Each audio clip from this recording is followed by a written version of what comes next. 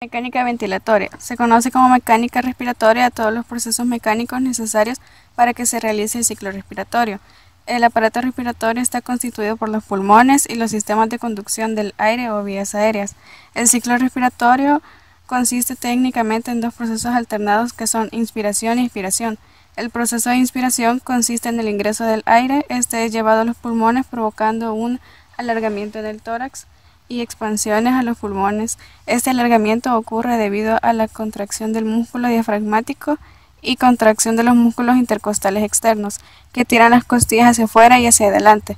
Este proceso requiere de mayor esfuerzo que la expiración. El proceso de expiración consiste en la disminución del tamaño del tórax y los pulmones debido a la salida o expulsión del aire. Los músculos que se contraen se relajan, regresando así al tórax y abdomen a su estado normal. La expiración se produce durante el ejercicio. En los esfuerzos respiratorios, en este caso se contraen los músculos. Esta contracción fuerza al diafragma a desplazarse hacia adelante, provocando la disminución del tórax. La excepción son los caballos y perros, que presentan una fase activa durante la expiración. Presión. La presión respiratoria está compuesta por dos presiones importantes, la presión pulmonar y la presión intrapleural. La presión pulmonar es referida a la presión del aire en los pulmones y a las vías que llevan a ellos, en donde el aire viajará de mayor a menor presión, lo cual le permite a la inspiración y expiración. Y la presión intrapleural, esta es menor que la presión en los alvéolos, cuya presión ocurre dentro de la cavidad pleural. Esta es negativa debido a dos fuerzas que originan este estado de presión: la tendencia de los pulmones a retroceder debido a sus propiedades elásticas y a la tensión superficial del fluido alveolar, y la tensión de la pared del pecho comprimido a retroceder y ensancharse hacia afuera. Estas fuerzas alejan a los pulmones de la pared torácica, creando un vacío parcial en la cavidad pleural y permiten mantener el pulmón insuflado, sometido a cambios durante el ciclo respiratorio. Y capacidades. Se distinguen 4 volúmenes y 4 capacidades. Volumen tidal, corriente o volumen de ventilación pulmonar, volumen que entra o sale de una respiración normal. Volumen de reserva inspiratorio, volumen que puede ser inspirado durante una inspiración forzada máxima, contabilizando tras una inspiración normal. Volumen de reserva expiratorio, volumen que puede ser expirado durante una expiración forzada máxima, contabilizado tras una expiración normal. Volumen residual, volumen de aire que permanece en los pulmones después de haber realizado una expiración normal máxima. Se puede subdividir en volumen de retracción y minimal. Capacidad inspiratoria, cantidad máxima de aire que puede inspirar. Capacidad vital, es el volumen máximo que puede ser expulsado en una inspiración forzada máxima. Capacidad residual funcional, es el volumen de aire que todavía permanece en los pulmones después de una expiración normal. Capacidad total pulmonar, volumen de aire que contiene los pulmones tras una inspiración forzada máxima. Medición de volúmenes pulmonares. Se hace a través de un espirómetro, en el cual solamente se puede medir los volúmenes que se puede intercambiar con el pulmón. No se puede medir el volumen residual. Asimismo, se puede contabilizar la capacidad vital y la capacidad inspiratoria, pero no la capacidad residual funcional y la capacidad total pulmonar.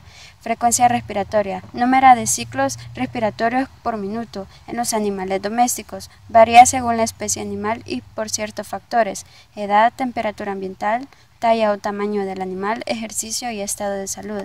Espacio muerto anatómico es en el volumen de las vías aéreas de conducción. El espacio muscular muerto alveolar, que es cuando se desperdicia parte del aire de ventilación en los alvéolos, y la suma de ambos del espacio muerto fisiológico. Propiedades de los pulmones. La primera de ellas es la adaptabilidad pulmonar. Esta, también llamada distensibilidad, determina la facilidad con la que se puede estirar o distender una estructura. Se opone la contracción elástica o elasticidad, siendo la última la tendencia que se opone al estiramiento, o bien la habilidad para regresar a su configuración normal tras su distensión. La distensibilidad pulmonar varía en los procesos patológicos que afectan al pulmón, siendo disminuida en el edema pulmonar y aumentada en el enfisema pulmonar. En este se produce una pérdida significativa en el retroceso elástico del tejido pulmonar, por lo que los pulmones se vuelven demasiado distendibles y se expanden fácilmente. Se requieren de un gran refuerzo para poder respirar. Relación presión-volumen. El pulmón se distiende mejor a volúmenes pulmonares bajos. En cambio, se necesitan grandes cantidades de presiones para aumentar apreciablemente el volumen pulmonar. El agente tenso activo, un ejemplo de ellos es el surfactante pulmonar. Estos son producidos por las células epiteliales tipo 2 granulares. Su principal función es reducir la tensión superficial y aumento de la distensibilidad. La tensión es mayor en los alvéolos pequeños que en los grandes. Propiedades elásticas de la pared torácica. Los flujos de aires, que es una parte de las resistencias de las vías aéreas, se dividen en tres. Turbulento, que es el que ocurre si el flujo de aire es alto, la densidad del gas elevada y el radio de la vida aérea grande. Transicional, ocurre en los puntos de ramificación de las vías aéreas. Laminar, las vías aéreas periféricas, en donde la velocidad es muy baja y se observa este tipo de flujo en los bronquios. El trabajo respiratorio, este va a depender de los cambios de presión por unidad de cambio de volumen. La relación ventilación-perfusión es el proceso de equilibrio entre la ventilación alveolar minuto y el flujo sanguíneo perfusión sanguínea por minuto, igual al gasto cardíaco. En unas condiciones fisiológicas, la ventilación alveolar minuto está entre valores de 4 a 6 litros y el gasto cardíaco tiene un valor similar. Por ello, el cociente de ventilación alveolar minuto y el gasto cardíaco debe ser entre 0.8 y 1. Cocientes diferentes como 0 e infinito es un sinónimo de problemas en dicha relación. Intercambio de gases a través de la membrana respiratoria. Su función es asegurar el transporte de oxígeno y la eliminación de dióxido de carbono, producto de la actividad metabólica celular. A este proceso se le llama hematosis. En el caso de la difusión es el intercambio gaseoso atmosférico que se produce en el fenómeno de difusión. Los gases se desplazan de un lugar de mayor presión parcial a un gradiente de presión. También tenemos lo que es el intercambio. El intercambio es el requerimiento de oxígeno y producción de CO2, que son procesos continuos en el cual interviene el aparato respiratorio y vascular que permiten dicho intercambio. En el caso de la ventilación es un término que incluye el volumen y la distribución de aire que llega a los pulmones. Con respecto al flujo sanguíneo por el capilar pulmonar, la sangre debe ser distribuida en volúmenes adecuados en todos los alvéolos. La describen como una relación de perfusión, la cual indica que la hematosis se producirá en forma correcta cuando haya una perfusión alveolar adecuada. El flujo sanguíneo debe ser bombeado contra la presión hidrostática hacia la región dorsal, pero en la irrigación ventral se ve favorecida. En el caso de la difusión, el oxígeno y el dióxido de carbono pasa a través de la membrana alveolo-pulmonar. La fuente de energía de la difusión es la diferencia de concentración. De esta manera, una sustancia difunde desde el torrente circulatorio al líquido intersticial o viceversa. Transporte de gases a través de la sangre. Transporte de oxígeno. En la sangre, el oxígeno se transporta de dos maneras, en disolución física y unido a la hemoglobina. En esa última forma, es la responsable del transporte del 97% de gas. Formas de transporte del oxígeno en la sangre. El oxígeno difunde desde el alvéolo al plasma y luego al eritrocito, lo cual brinda dos posibilidades de transporte, siendo la primera la disolución física en el plasma y fijación de la hemoglobina. Y en esa existe un equilibrio constante entre el oxígeno no disuelto y el unido a la hemoglobina, de modo que si el oxígeno disuelto físicamente disminuye, el equilibrio se desplaza. Intercambio de sangre-tejido. La sangre arterial se distribuye por todo el organismo y al llegar a los tejidos, el desprendimiento o cesión es proporcional a la actividad metabólica de los mismos. El transporte de dióxido de carbono. En condiciones basales, los animales consumen oxígeno y producen dióxido de carbono.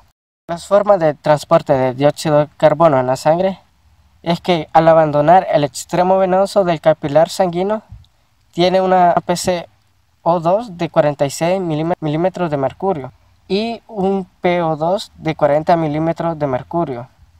Las posibilidades de transporte de dióxido de carbono son en el plasma y vía o mediada por el eritrocito. Para mantener el equilibrio de cargas eléctricas se debería producir arrastre de potasio eritrocitario. Sin embargo, la membrana del glóbulo rojo se comporta impermeable al mismo. Por lo tanto, para conservar la electrocontractilidad, difunde desde el plasma una cantidad equivalente de iones cloruro. Control de la respiración. La respiración voluntaria está regulada por la corteza cerebral y la respiración involuntaria está regulada por la acción del centro respiratorio. El centro respiratorio coordina y controla el ciclo respiratorio para que se puedan realizar diversos procesos fisiológicos. Existen 4 grupos neuronales. El grupo neuronal dorsal posee neuronas de tipo I inspiratorias de 2 clases, alfa y beta. La respiración normal se origina en el grupo neuronal dorsal. El grupo neuronal ventral posee neuronas de tipo E inspiratorias y expiratorias. Durante la inspiración se activan las neuronas inspiratorias del grupo ventral. En la expiración, estas se desactivan y se activan las neuronas expiratorias. El núcleo apnéutico recibe información aferente procedente del pulmón a través de los nervios vagos, importante para impedir la apneusis, y el núcleo neumotáxico regula el volumen de ventilación pulmonar e indirectamente actúa sobre la frecuencia respiratoria. Regulación química del centro respiratorio. Las variaciones de composición de la sangre arterial son captadas por quimiorreceptores centrales y periféricos, que perciben cambios de CO2, O2 y pH en la sangre. Receptores centrales. El aumento de PCO2 en sangre aumenta la concentración de hidrógeno en el área quimiosensible. El aumento de hidrógeno en el líquido intersticial cerebral próximo al centro respiratorio estimula al mismo provocando la hiperventilación pulmonar.